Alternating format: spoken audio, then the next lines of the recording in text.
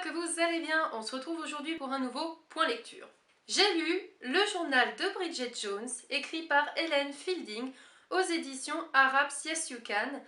J'ai reçu ce livre grâce à la masse critique de Babelio que je remercie beaucoup. Sachez que c'est un livre bilingue. Sincèrement, le niveau est avancé, vous pouvez le voir ici. Mais très sincèrement, le niveau n'est pas dur. Je veux dire, pour un niveau avancé, il est quand même facilement compréhensible. Vous pouvez voir à chaque fois, vu que c'est un journal, pour vous montrer, vous avez ici la date, le texte en anglais, les mots qui sont les plus compliqués à comprendre sont soulignés et vous avez leur définition à droite. J'ai trouvé cette histoire très bien puisqu'on retrouve Bridget Jones qui est une femme de 30 ans, célibataire. Elle est entourée d'amis, dont 2 filles et un garçon qui est gay et qui est vraiment très très drôle. En fait, Bridget, il faut savoir, travaille dans une maison d'édition. Elle ne fait pas grand chose dans son travail, mais elle fantasme sur Daniel Cleaver qui est son boss. C'est un homme très beau, mais très penché côté sexe et qui va justement vouloir charmer Bridget et sa jupe pour essayer justement de la mettre dans son lit.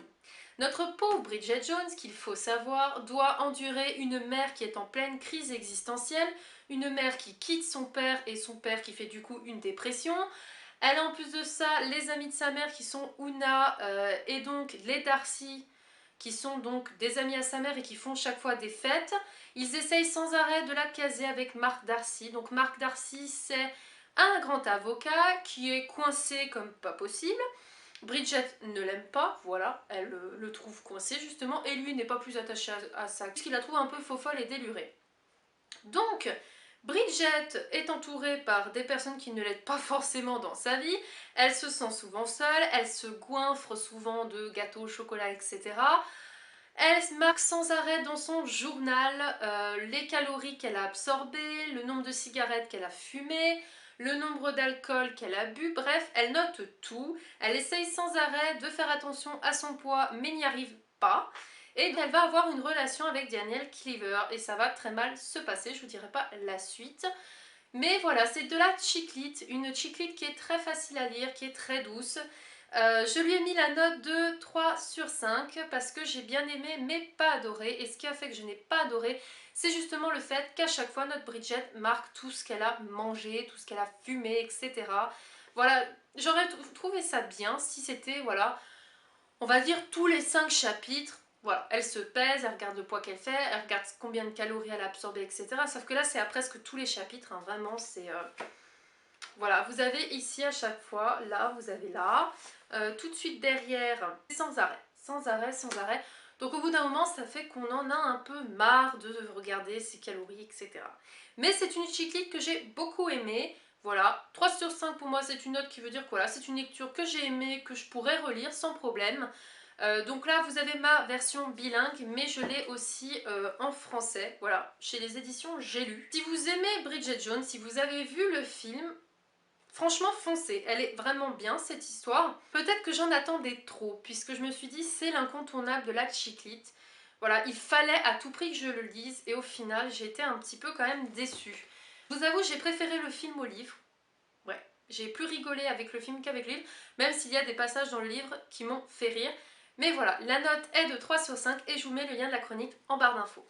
Ma seconde lecture du mois a été Jessie de Stephen King aux éditions Albin Michel.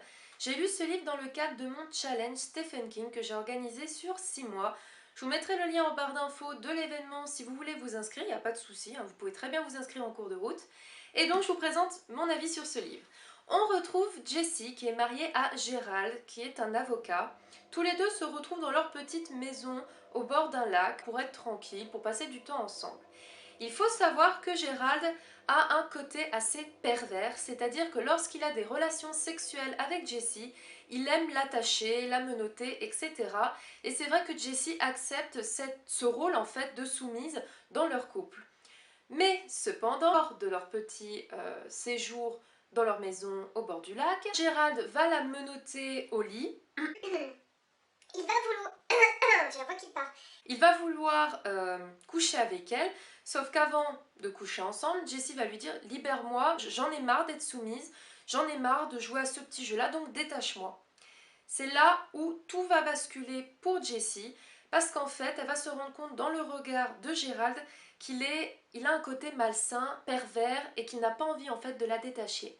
C'est à ce moment-là où elle se sent en danger, c'est-à-dire qu'elle sent qu'il est capable de la violer, et elle va lui donner 2 coups de pied bien visés, c'est-à-dire un dans le ventre, un dans les bijoux de famille.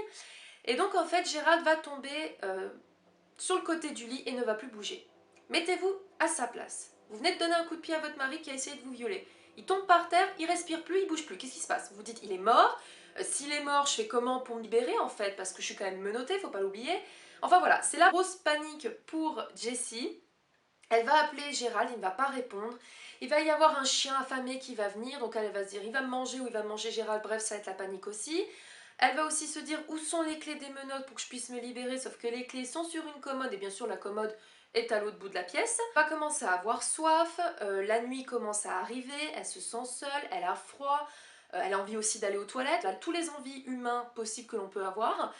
Et ce qui va se passer, c'est que elle va essayer de se libérer de les manières possibles et inimaginables, sauf qu'elle ne va pas y arriver à maintes et maintes reprises parce que c'est dur, vous êtes menotté, en plus les menottes sont quand même très bien serrées, enfin c'est la catastrophe pour Jessie.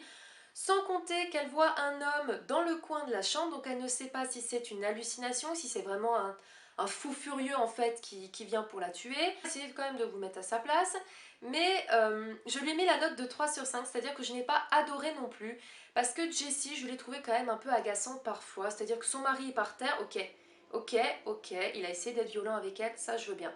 Mais elle a quand même vécu 20 ans avec lui, ils sont mariés, et à aucun moment elle va pleurer sur le fait qu'il ne respire pas, sur le fait qu'il ne lui répond pas, enfin elle va pas tellement paniquer pour ça, elle va juste paniquer sur le fait qu'elle va se dire mais comment je vais me sortir de ce pétrin en fait, tout simplement. Il faut savoir aussi que Jessie, pendant le fait qu'elle est ligotée, elle va souvent s'évanouir, voilà, parce qu'elle a soif, elle a faim, bref. Elle va s'évanouir, elle va souvent se rappeler un souvenir lorsqu'elle avait 11 ans. Elle a été voir l'éclipse avec son père, en fait. Et il s'est passé un événement horrible pour elle. Et donc elle a du mal à s'en rappeler, tout simplement parce qu'elle a essayé d'effacer ce souvenir de sa mémoire. Il revient en pleine face. Donc du coup, elle va vraiment essayer de se rappeler pas mal de choses sur son passé, sur son comportement, pourquoi en fait elle s'en est retrouvée à arriver ici, menottée et plus savoir quoi faire. Il va y avoir voilà, plein de choses comme ça. La chose qui a fait que j'ai eu du mal, c'est que donc déjà je n'ai pas eu d'empathie pour elle, même si c'est une victime qu'elle m'a fait parfois de la peine, j'ai pas plus aimé que ça le personnage. Stephen King est quand même doué parce qu'il arrive quand même à nous maintenir en haleine tout au long du récit, alors que pourtant c'est un huis clos, on pourrait vite fait s'ennuyer. Mais voilà, c'est censé être un livre horreur, je n'ai pas vu trop d'horreur là-dedans, personnellement je n'ai pas eu peur. Voilà, il y a peut-être un seul monstre alors que pourtant on nous parle de nombreuses créatures horribles. J'en ai vu qu'une, hein. Voilà. Mais voilà, si vous n'aimez pas plus que ça l'horreur et que vous voulez juste découvrir une œuvre de Stephen King, celle-ci vous ira très bien parce qu'elle n'est pas effrayante, mais elle est très intéressante. Je vous mettrai le lien en barre d'infos sur mon avis, mais voilà, sachez que j'ai bien aimé, après j'en attendais peut-être un peu plus. J'ai ensuite lu Princesse Kilala, le tome 2, dessiné par Nao Kodaka et écrit par Rika Tanaka chez Pika Éditions.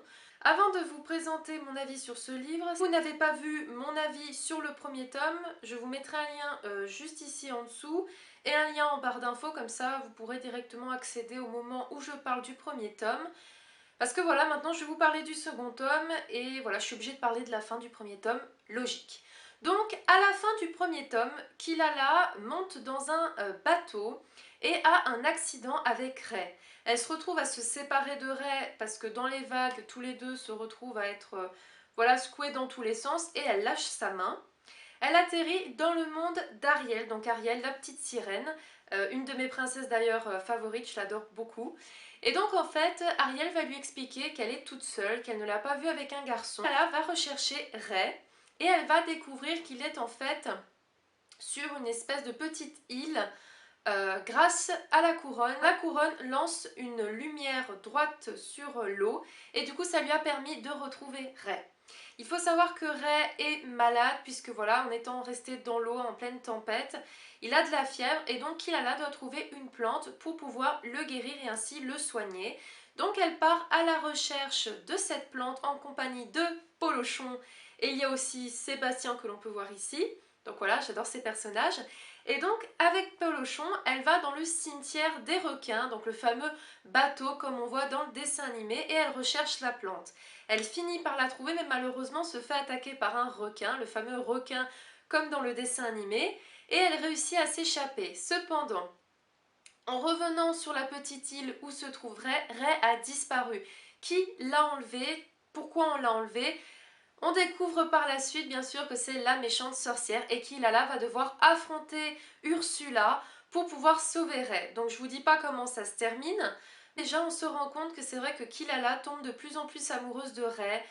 Et voilà, c'est encore une histoire qui est douce, qui se lit très rapidement. Moi j'ai lu en même pas une heure, aussi quand même très vite.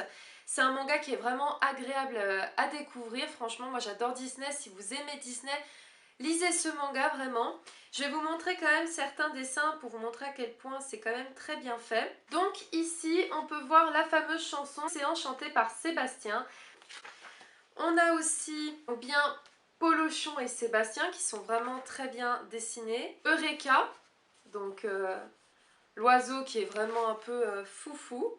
Par exemple, vous avez la fameuse scène où Polochon et Kilala échappent au requin.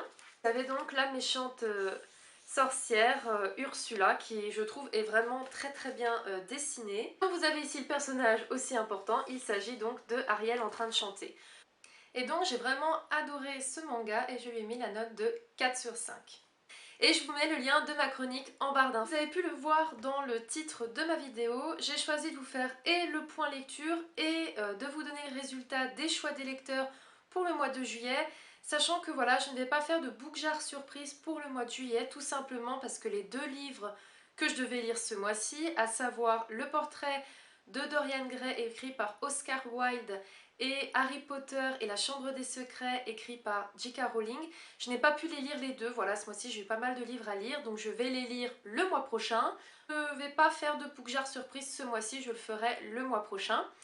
Donc on va passer au résultat, c'est-à-dire le livre que vous avez choisi pour ma lecture de juillet. Il s'agit de Confusion, écrit par Kate Clark aux éditions Robert Laffont dans leur collection R.